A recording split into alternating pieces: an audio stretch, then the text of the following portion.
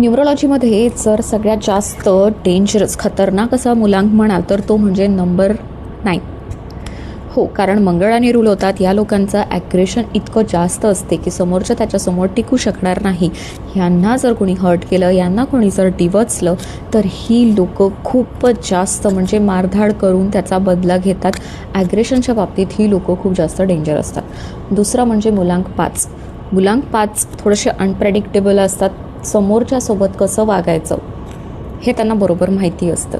म्हणजे ते ऑफिसमध्ये वेगळे असू शकतात आणि आपल्या मित्रांसोबत ते वेगळे असू शकतात. ह्या लोकांजवळ चाणक्य नीती असते. ही लोकं शातीर असतात.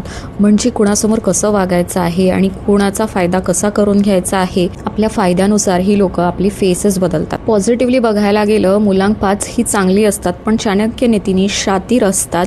या लोकांची ॲडॅप्ट करण्याची कॅपेबिलिटी ही खूप जबरदस्त असते. पण ही लोकं हाय लेवल पॉलिटिक्स खेळू शकतात आणि त्यामुळे कधीकधी समोरच्याला डेंजरही वाटू शकतात. या लोकांची बुध ग्रह स्वामी असल्यामुळे कम्युनिकेशन ही खूप जास्त जबरदस्त असते आणि ह्या लोकांच्या बहकाव्यामध्ये कोणीही येऊन जाते. तुमच्या आजूबाजूला मुलांक 9 किंवा मुलांक 5 तुमचा काही एक्सपिरियन्स असेल तर कमेंट करून नक्कीच सांगा आणि अशाच माहितीसाठी फॉलो करा शान्वित नंबरला.